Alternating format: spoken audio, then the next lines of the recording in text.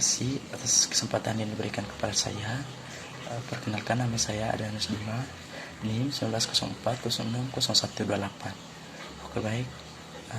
Sebelum saya mempresentasikan hasil kerja saya ingin menyampaikan beberapa hal kepada pendengar maupun pembaca dari materi saya.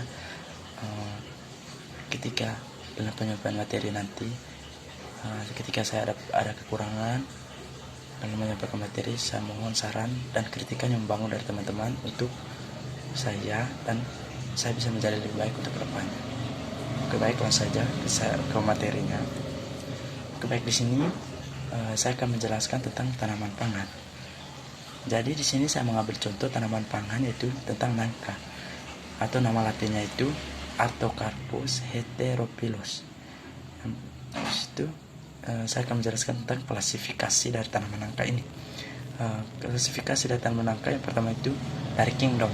Kingdom dari tanaman nangka ini adalah plantae, dan infrakingdomnya itu Streptophyta, dan subkingdomnya itu Viridiplantae, dan divisi yaitu Tracheophyta, superdivisi Embryophyta, subdivisi Spermatophytina, kelas itu Magnoliophysidae, ordo Rosales, superordo Rosanae, famili Moraceae, genus itu Artocarpus G-Force dan G-Force, spesies Artocarpus heterophyllus, atau nama latin dari tanaman nangka itu adalah Artocarpus heterophyllus.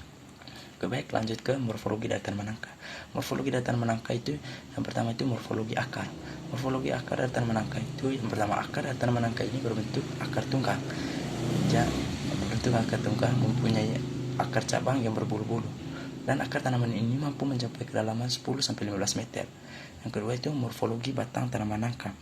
Morfologi dari batang tanaman nangka yaitu berbentuk bulat dan panjang, struktur kayu keras sehingga tumbuh lurus ke atas dengan ketinggian batang atau ketinggian tanaman bisa mencapai 12 meter. Dan batang dari tanaman nangka ini juga bisa dibuat atau bisa membuat jendela dan pintu, dan juga bisa digunakan untuk membuat instrumen musik secara gamelan.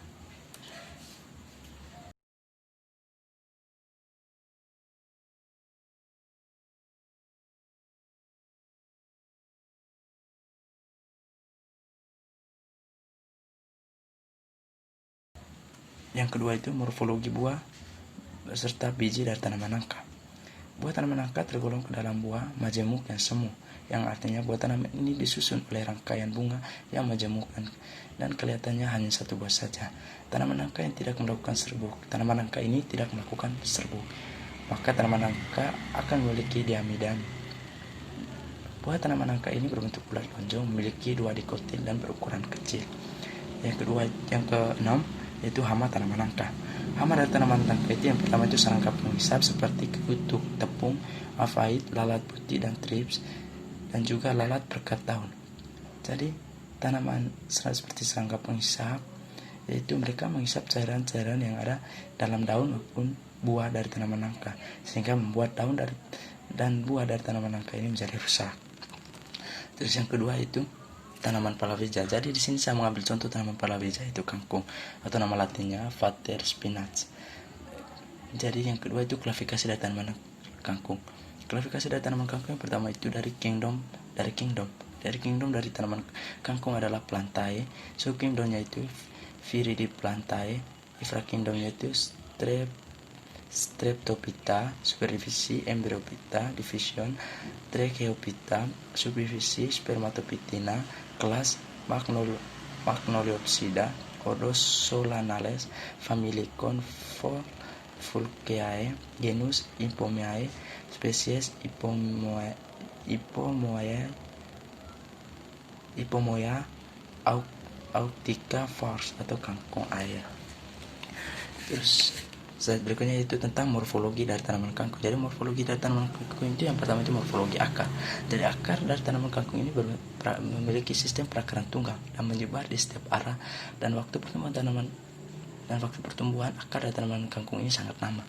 Akar tanaman kangkung ini bisa bertumbuh mencapai kedalaman 60-10 cm dan melebar secara horizontal mencapai 150 cm. Yang kedua itu morfologi batang tanaman kangkung. Tanaman kangkung memiliki bentuk batang yang bulat dan berlubang dan banyak mengandung air. Sifat batang tanaman kangkung berbuku-buku, dan pada buku-buku tanaman kangkung selalu mengeluarkan serabut berwarna putih dan coklat tua. Batang tanaman kangkung bertumbuh menjalar, terutama batang tanaman kangkung air. Terus yang ketiga itu morfologi daun tanaman kangkung. Daun tanaman kangkung biasanya tumbuh pada buku-buku batang tanaman kangkung. Pada ketiak daun tanaman kangkung terdapat mata tunas.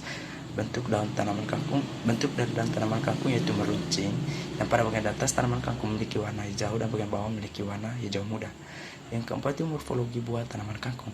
Secara umum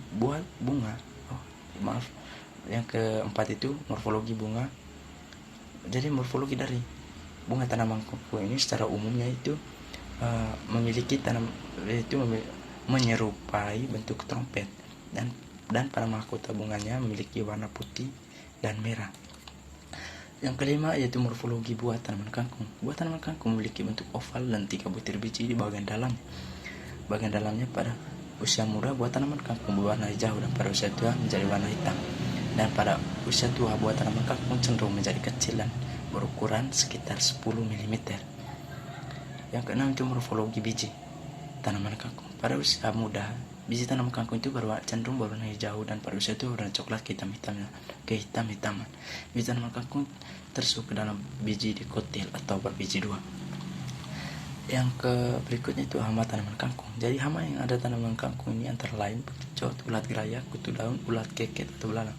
Jadi bekicot ini pada dasarnya menyerang tanaman kangkung ini pada bagian batang, sedangkan ulat gerayak, kutu daun, ulat keket dan belalang menyerang pada bagian daun sehingga membuat tanaman kangkung ini menjadi rusak. Oke, baik, sekian dari saya untuk presentasi materi tentang tanaman pangan dan tanaman palawija ini. Terima kasih banyak. Selamat malam.